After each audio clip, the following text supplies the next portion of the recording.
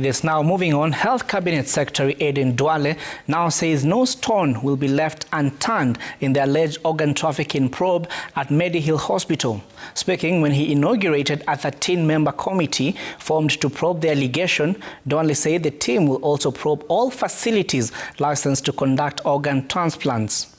It's now law, and the Digital Health Agency will now use those regulations to do what is supposed to be necessary. And for information, we will bring back the confidence and the trust of the people of Kenya to the health system. I am ready to face all the cartels. They can use media houses, they can use other things, they can put my photo and the president and my PSS on the headlines, but I will not be deterred to deliver on the people of Kenya. waxaa soo cusboonaatay arrin maxaa la dhahay ugub ah oo dhawaanahan lagu arkin dalka Kenya waxaa soo baxay dad ama isbitaallo dadka kiliyahooda laga ganacsado oo kadibna qolooyin cadaan ah laga iibiyo lacag raqiis ah daawadayaal arrintaas waa arrin halis ah waxaana maxaa la dhahay isbitaalada qaar oo Eldoret isbitaal ku yaalo Medihill la dhaho oo la sheegay inay leeyihiin qolo Yuhuud ah ya waxaa la sameeyaa kidney maxaa la harvest waxa la dhaho ama dadka Kenyaatiga ah maadaama wadamadan ay ka jirto macaluul dadkii lacag u baahan yihiin dawladihii laga cabanayo waxyaabo badan iyo corruption iska jirjiraan maxaa la dhahay dadkii masaakiinta ahaa nolol maalmeedkooda iyo wax walbaba ay siisanayaan markii lagu daro weliba xubnahooda muhiimka ah marka waxaa jira isbitaal la dhaho magaciisa Medihill Eldoret qayb buu ka leeyahay uu kaga yaalaa Nairobi wuu ku yaalaa meel la dhaho section 3 buu kaga yaalaa waxaa la dhahay waxaa iska leh oo ka dambeeya nin Yuhuud ah oo dhawaanahan sanadihii la soo dhaafay oo dhan la raadsanayay oo dawladda Kenya ay raadinaysay oo lagu raad joogay ayaa la sheegay inuu leeyahay isbitaalkaas waxaa dadka ay ku soo raacaan inta badan waa isbitaal raqiis ah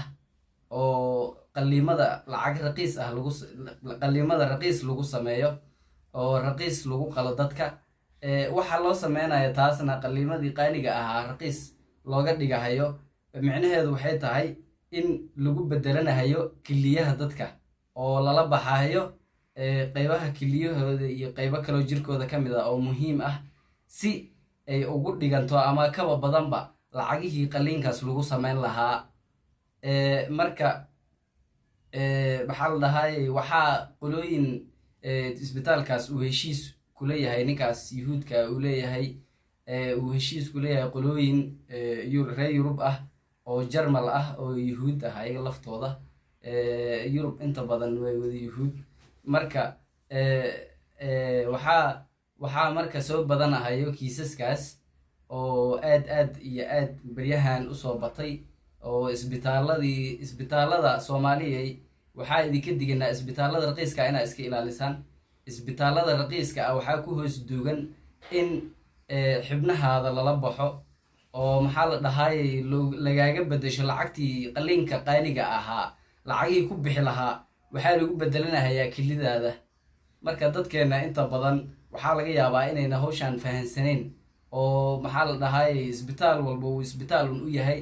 oo weliba isbitaalada raqiiska ah soo jiidanayaan dadka oo maxaa la dhahay raqiiskaas awgeed soo raacaya laakiin waxaa ku hoos duugan xubno muhiim ah oo ka badan qaliinka lacagti ku bixi lahayd amaba u dhigma mararka qaar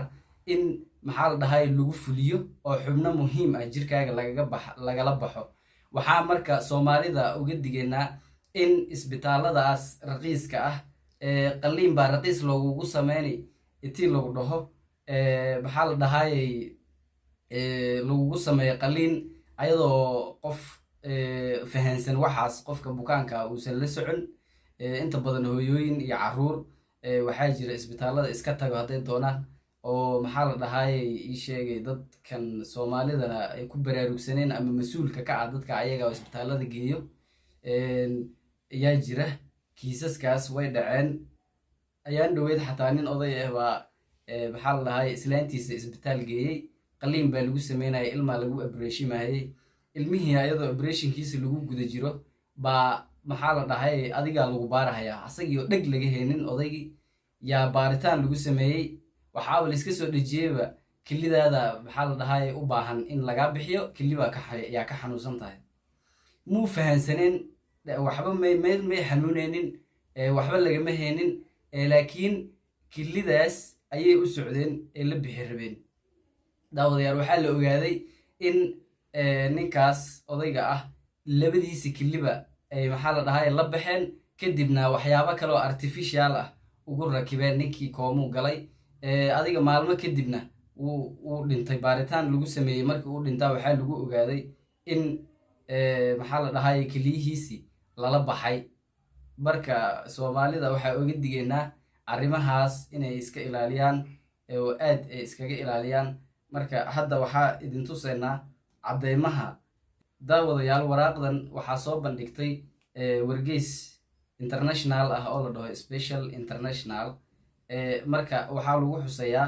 how Germans buy new kidneys in Kenya. sida Jarmalka waa dal Yurub ka mid ah dabcan, ay ugu taamahayaan inay ka iibsadaan keliyaha dadka waddanka Kenya isbitaaladeeda. German indeed of new kidneys are heading to Kenya to buy one. Jarmalka dadka u dhashay oo dhan baa Kenya kusoo yaacahaya si ay u iibsadaan keli. waa dadkii waayeelada ahaa, keliyahoodu fadhiisteen, maxaa la dhahay u baahnaa keliyo. yaa Afrika lagu sheegay keliyo raqiis ah, imaada kaale iibsada, maxaa la dhahay lacago intaasoo. waxaa hadda meeshaan wargeysyada ay sheegahayaan in wargeyskan oo kale hadda wuxuu sheegay a horrifying report now reveals desperate Kenyans were lured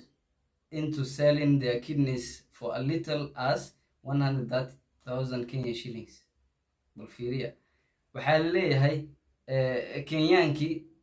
ayaa waxay keliyahooda ku iibsanahayaan lacag ka yar $1,000. waa 130,000 oo lacagta dalka Kenya ah. waxaa weeye waxay u dhigantaa $1,000 oo doolarka markii la sarifo ah, iyo motorcycle iyo mooto. kolley qolooyinkan madowga ah intaasaa u daran. waxay rabaan wax ay ku xamaashaan,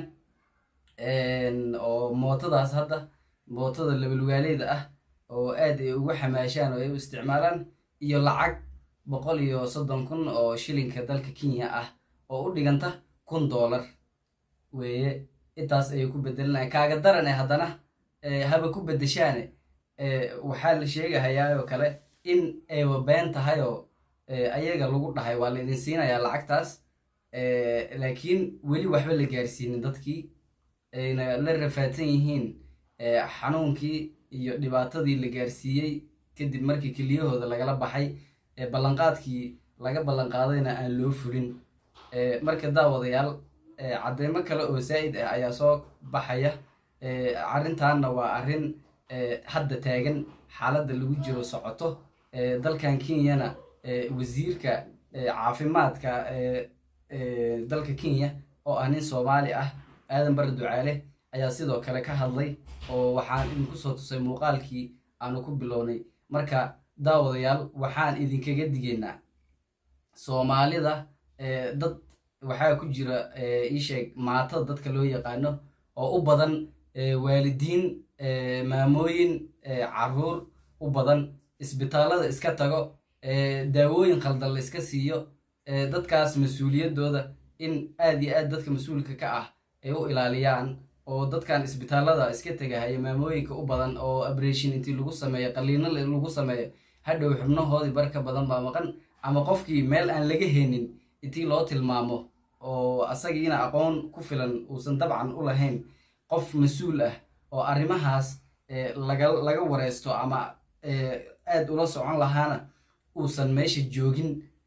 marka arrintaas aad bay halis u tahay. marka annaga waxaan oga digaynaa dadka Soomaaliyeed,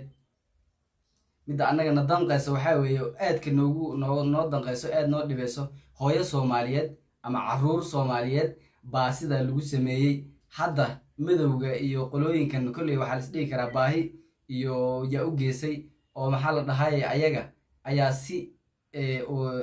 ayaga ay doonayaan oo ay rabeen in lacag ay ku helaan dabcan iyo sidaas u sameeyeen oo arinta qaliimadaas ay u galahayaan si ay lacag u helaan iyo si nolol maalmeedkooda iyo noloshooda isku bedesho maadaama maxaa la dhahay duruufo ka jiraan waddankaas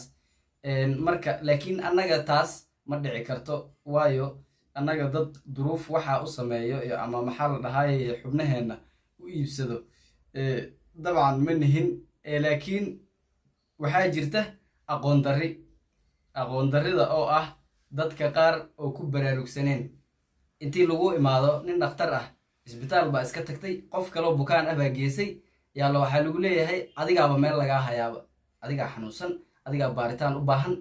keliyahaada in la fiiriyaa loo baahan yahay qol baa lagula gelayaa mugdi ah waa lagu abreeshimi xubnahaada muhiimka ahaa baa lala bixi warna kama haysid fahmaysaan marka Soomaaliya arrintaas baa idinka digaynaa aad baa u mahadsan tahay fiidiyoogana sii gaarsiiya oo Soomaalida intooda kale aad u sii gaarsiiya si arrintaas loola socdo oo maxaa la dhahay attentionka bulshada ay aad